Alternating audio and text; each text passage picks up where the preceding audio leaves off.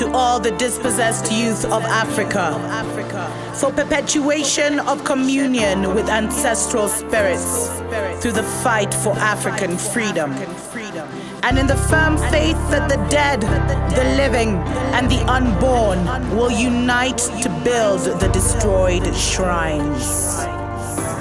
Selah. Hello and welcome, beloveds, to another episode of Wake Up Africa. My name is Dr. Mumbi Saraki. How you doing? How's everything going? I really do pray that you are well in all your ways and that you're moving into living life truly on your own terms. Someone asked me, who am I praying to for you? The Most High Creator, our beloved cosmic ancestors and the ancient ones, and the great spirit that is around here, around us, to help us and to aid us in the seasons and times that we find ourselves in. But those are definitely stories for other days. Special shout out to our Patreon family. We appreciate, love you so much for supporting us on that platform. Please excuse the construction that's going on in the background. We really wanted to get this message to you. You know, everything that's happening in Ethiopia, beloveds, we have to look at it from a place of, from a place of victory, like from a place where we cannot lose. Ethiopia literally cannot lose, beloveds. If this had happened in a previous season, if this had happened maybe even 2 years ago, it would have been successful. But with everything that's happening and where we are spiritually, where the world is just even universally, this, invasion cannot be a success. But I think it's very important for us to recognize that what this invasion is it's a narrative first. I've talked about how Babylon will invade with the narrative first. They'll tell the whole world how evil your government is, how evil, whoever they're about to attack is, how they're doing all these wicked things. There's all these deaths, there's all this hunger, there's all this starvation, and they'll rally up the global energy to be outraged that this could be happening in Ethiopia or Kenya or Libya or Iraq or, Nigeria. And so they rile up this and they tell these people the stories and they get these images. And there are possibly elements of truth to their message, but they use this to their advantage. No one tells you a story neutrally. There's always his story, her story, and then the story. And what we're seeing is so much of his story, how he wants us to think, how he sees things happening, how he sees, things being invaded and all this stuff. That's how he tells us his story. And then he imposes it on the world, but we never hear her story. And in this, in this season, her story is Ethiopia's story. What's really going on? In the previous episode, I showed you guys how, aggressive the CNN, news anchor was with the Ethiopian Prime Minister's spokesperson, which just tells you, like, why is she getting so emotional? Why can't she be a neutral journalist and ask questions professionally? Why is she acting like, her family's from Ethiopia? And this is the thing. It's a propaganda war. Way before it's a physical war. And I think that's been the strategy of the West, is that for so long, many countries focused on the physical war and didn't take the necessary action to fight the propaganda war, which was just as deadly, beloveds. And we're seeing that Ethiopia is not taking this lying down. There's been demonstrations all the way since May, beloveds, where, different people have come out. I think thousands rallied in support of government forces as recently as November 7th, beloveds, demonstrated on the streets of the Ethiopian capital, Addis Ababa, after the rebels had announced that they were going to be invading and taking over the capital in a show of support for the Ethiopian government and armed forces. And the rally came a few days after the government declared a state of emergency earlier this week amid gains claimed by Tigray forces advancing towards the capital. We've seen Ethiopians in Addis Ababa saying that they will defend the capital with whatever they have.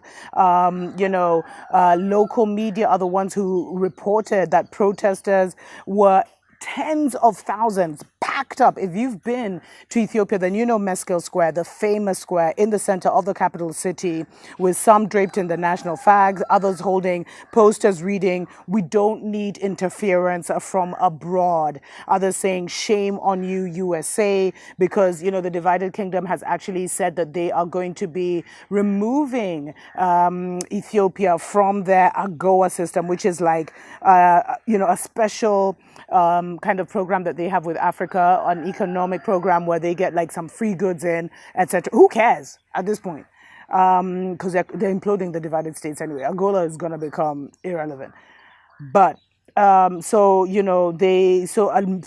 came out. Others said, that the divided state should stop sucking Ethiopia's blood. So many people, unlike before, when foreign invasions by the propaganda, by the foreign media, who don't respect the views of the local people, who don't respect the perspectives of the government, who don't even want to see what the government is doing to their people, but they pretend, and I've talked about how these guys have a paternalistic problem, beloveds, where they feel like they're our fathers and mothers. They feel like we can't manage our problems just because of the color of our skin. It's that pathetic. So they feel they can lord it over us and tell us what to do. Whereas amongst them, there's some serious magicians who know what time it is, who know if they get Ethiopia, they get Africa, who know like the final, Ethiopian battle is like the final battle. And please watch my show about how what we're reading in Revelations is not the truth, the whole truth, and nothing but the truth. Far from it. That's definitely a video you need to catch. I don't think I'll have released it by then, but definitely watch out for it. And, Abiy actually called on the people of Ethiopia to take up arms against the TPLF, and will be allowing those of military age to join the army. And, they say over 7 million people, including 5 million in Tigray, are in need of humanitarian assistance. This is something that the United Nations, I almost called it the divided nations, is pushing for. And these countries want access so that they can create more instability. It's never about, and they'll make you even doubt that the Ethiopian government can do what it needs to do for its people. It's like the Ethiopian government was not just recently re-elected, which means that the Ethiopian people agree with the mandate of the government.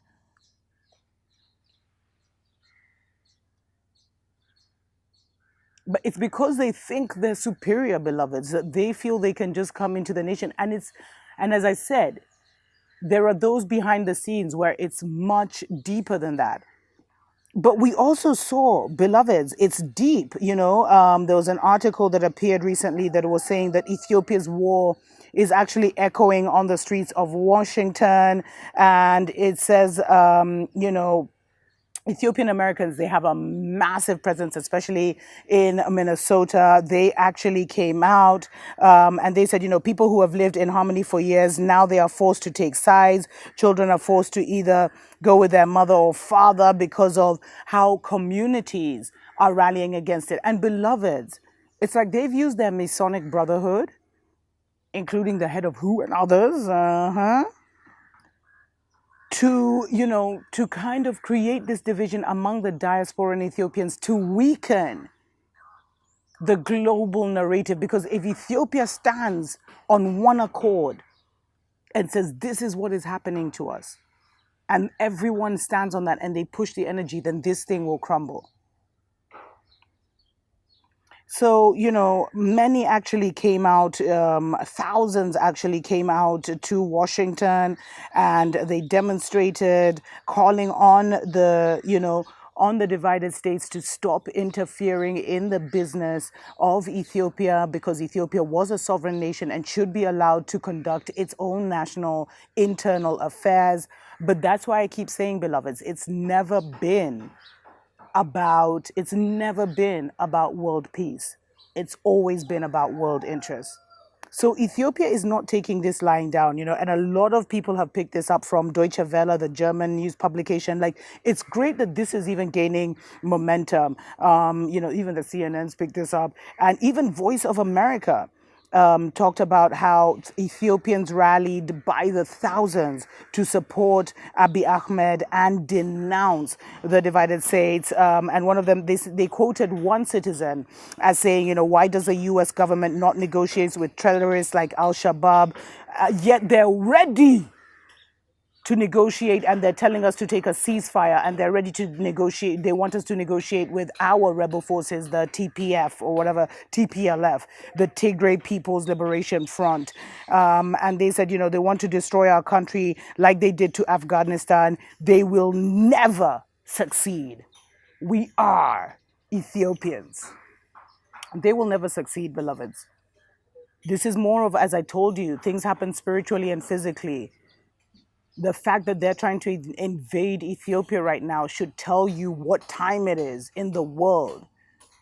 And it's time to really get serious. And I said, you can't help anyone or Africa or your own people until you first help yourself by correcting what's here. Because we don't need your physical health strength. We need your mental agility so that you can join this world, because we're in a mental world, beloveds. And that's why Babylon focuses so much energy, money, and time on creating a situation, creating a mood around a country. And the fact that Ethiopians are taking to the streets in the divided states and locally is shaking up that kind of atmosphere and vibe that they're trying to create, that is necessary for them to continue with their wicked plans. Until next time, tuko pamoja.